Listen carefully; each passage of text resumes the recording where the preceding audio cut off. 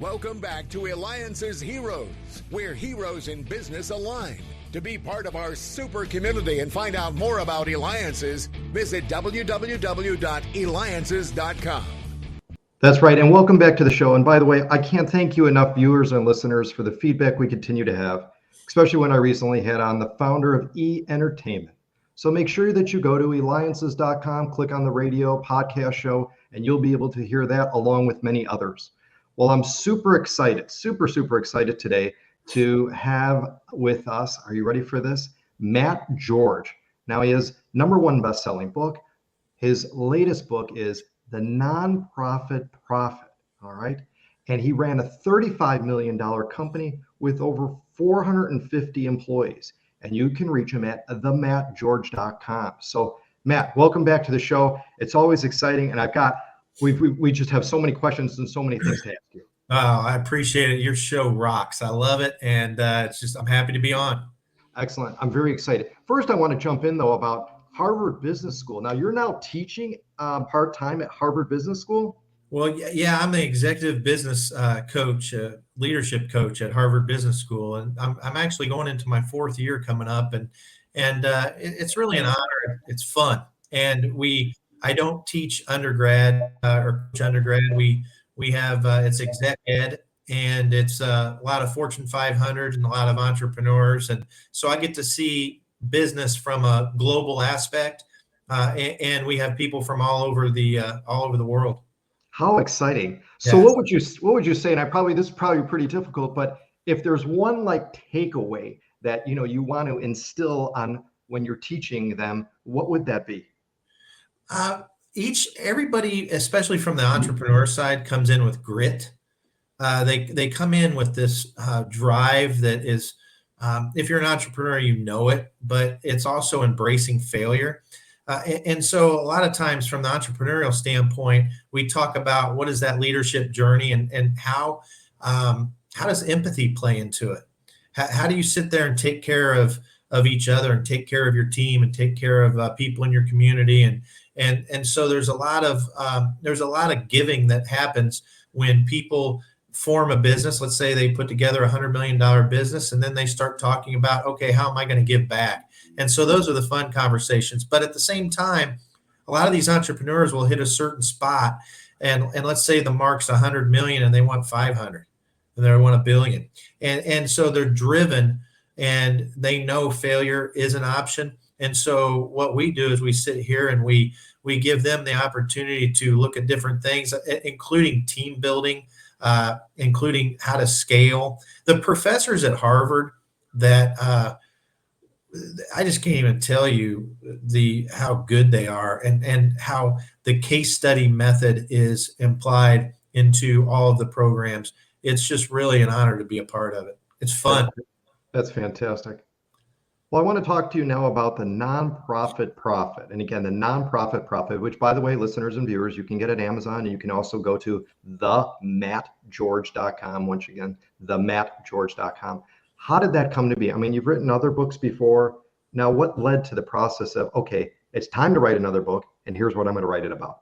Well, about 5-6 years ago, I'm a longtime CEO, nonprofit CEO. I'm 30 years in the business, and I was with Kevin Harrington, the original shark on the hit TV show Shark Tank, and Kevin's a mentor of mine, and he pushed me to write my first book.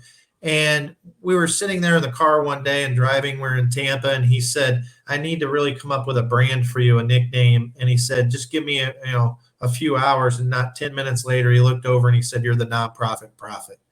And it was funny at the time, and I sat here, and this was pre-COVID, and when COVID hit, I kind of put it to the side because I just didn't want to brand during COVID. I was sitting here.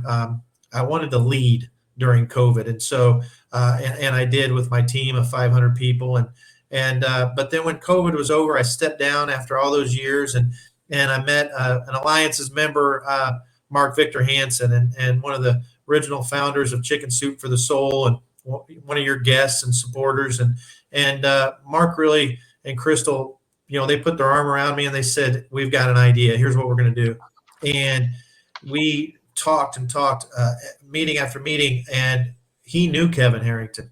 So it was just kind of meant to be, in my opinion. And he said, let's get the book going, The Nonprofit Profit. And it's really about a story that I've experienced and seen, and the character is loosely based after some of the stuff that I've seen in the past 30 years. Wow, excellent. That's, again, you can get it in Amazon. So please make sure that you go to Amazon or themattgeorge.com. So I've got a keyword I want to say to you, and I want to know what it means to you and how it ties to what you do. And that single word is community. I love it.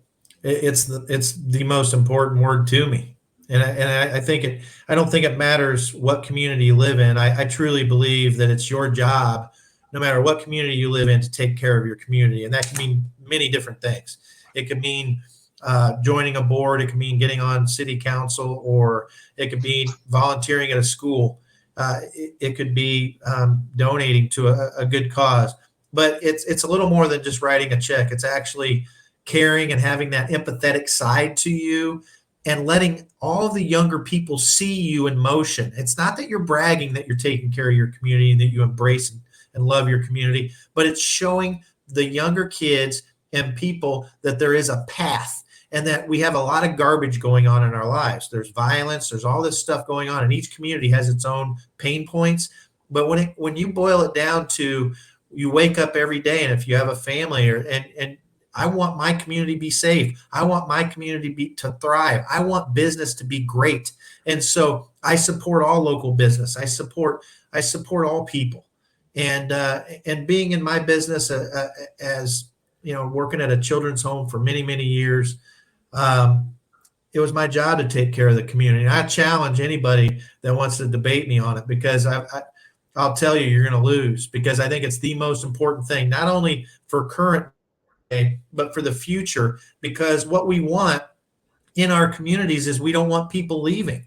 So as these kids are growing up, we want them to see, as an example, I'm in Illinois, you're in Arizona. If you're in Phoenix, Arizona, you want to show all the positives that are going on, so those kids stay there and build a business and thrive, so that community can thrive. Excellent. Wonderful. Very, very, very good advice on that. And again, you're listening to me, David Cogan, host of the Eliances Heroes Show. Make sure that you go to Eliances.com. That's ELIANCS.com, the only place where entrepreneurs align. And we have with us again, Matt George. He's a #1 Amazon best-selling book. Make sure you go and get his book, The Nonprofit Profit. He ran a $35 million company with over 450 employees. You can also go to his website, if not Amazon, themattgeorge.com. So Matt, is there a difference? And if so, what is it, between being the CEO of a for-profit versus a nonprofit, and what interrelates to one another? And have you seen people where they've gone from managing a private public corporation to a nonprofit?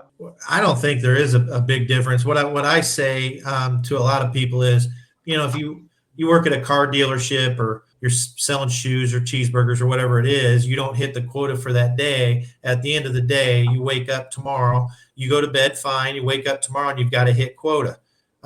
Here in the business of nonprofit work, and in my business, we're trying to save communities and save kids and families. And sometimes it meant death. And that's not being dramatic. That is what happened. So when you are sit and work at a cancer center, as an example, you're talking about fighting, and you're talking about fighting for life. When you work at the Boys and Girls Club, you're talking about keeping kids safe. So whatever nonprofit CEO or directors out there, we still have HR, we still have hiring, onboarding, firing, you name it, accounting, audits, anything that goes with the for-profit. The difference is the mission. And the mission for a nonprofit is personal. And so what I always tell people about being part of a nonprofit is, even if you're on a board, once you allow yourself to get hooked and you're part of that mission, you'll understand it even more. So a lot of people that are on boards, they'll sit there and say, I want to do more. I want to do more. And then when they actually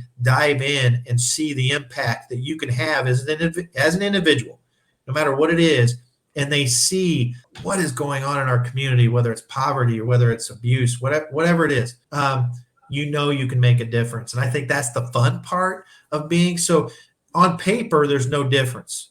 In reality, it's mission versus maybe bottom line for-profit, or in some cases, shareholders. Great. Tell us more about, again, the book, The Nonprofit Profit. Once again, The Nonprofit Profit. Tell us about that, and we want to hear more.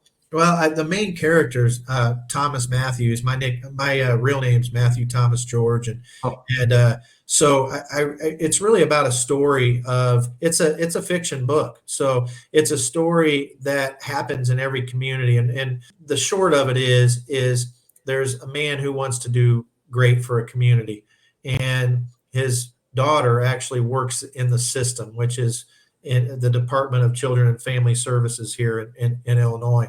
The book's based in Chicago. It talks about how the character wants to open up a homeless shelter and the impact of what people think of. And so it has a lot of different characters and a lot of different storylines. But the main one is, if you're trying to do good, there's always people who resist. And there's people that come at you and say, well, you're going to devalue my property, or you're going to do this, or whatever it may be. There is some truth to that. I can't fully argue one way or another, because it's a healthy debate. But at the same time, come up with your own solutions and let's have a conversation. And that doesn't happen. There's a lot of people right now that are homeless in a lot of communities. We talk about it. We see it all the time. There's people begging on every corner in every major city, and people then will gripe about that. But the root of the cause is most of those people are homeless. And so if they are homeless, then why don't we actually stop throwing money at situations that aren't working and actually come up with a solution? So I truly don't think the government has the answer. I think this is where for-profit actually can help. I truly believe that for-profit and Fortune 500 could come up with a solution. There's a lot of people that know a lot of strategies out there where you could get individual donors to fix each individual community, but it takes an effort and it takes a process. And we don't ever have the patience for that, which makes no sense to me, because a lot of times what will happen is you'll take money and you'll just flush it down the toilet, and people are still now. In one city, I've seen an increase of 11%. And I think across the country, the last I saw is homelessness is up 12 to 13%. So that's what the book's about. And, it's a topic that needs to be talked about. now you've written other books before this. Was it any easier writing this one, or is it just as challenging as writing the first one?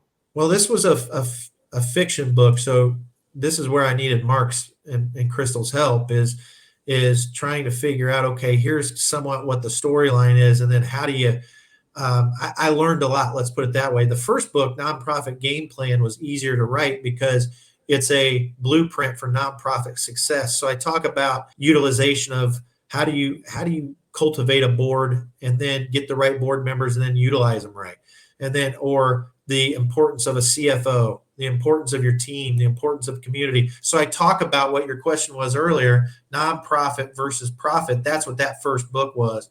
The Nonprofit Profit, and then my latest book, Starfish Among Us, are both fiction books. And so those books are really, I wanted to paint a story that people could sit here and go, I didn't even realize that happened, because a lot of people really don't know what's right underneath their nose. And the bottom line, David, is poverty is not going away. Right. No, it's not. And you're right. It's an epidemic. It's unfortunate in that. And, and I mean, even so with nonprofits and your years of experience, how do you see some of the best things that have worked for them to be able to raise funds, to be able to distribute and build and do different things, maybe at shelters and other things? What I imagine that is probably one of the biggest challenges. Well, one of the biggest challenges for nonprofits right now, it relates to funds, is long-term sustainability. And when you look at raising money, a lot of times, like I had somebody come up to me one time and they said, you're such a good fundraiser and this and that. I said, no, there's a lot better fundraisers out there. But what I do take pride in is storytelling. And I think the story that a nonprofit can tell equals dollars raised. And so if there was something I would tell any nonprofit CEO or development director or whoever out there running a foundation is, craft your story, build your brand. And when you build your brand, it's going to be so much easier to go fundraise, because then everybody will be on the same page of what you do. And so the bigger you are, the more diverse you are, which I had 54 programs.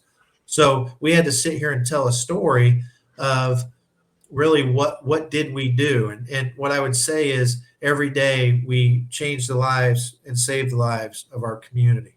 And that's what we did. So it didn't matter whether it was foster care or autism school, behavioral health. We worked with homeless youth, you name it. Those are all great programs, but at the end of the day, we help people, and then we can craft it. Well, and help so many. Definitely, listeners, watchers, make sure that you get it. It's been an honor having you on the show. Matt George, #1 best-selling author. Make sure you get his book, The Nonprofit Profit. And while you're there, pick up his other books too. You can reach him at themattgeorge.com or, of course, on Amazon. Thank you so much again, Matt, for being on the show. You're awesome. I appreciate it. Thank you. You got to dance a little bit. There you go. Excellent.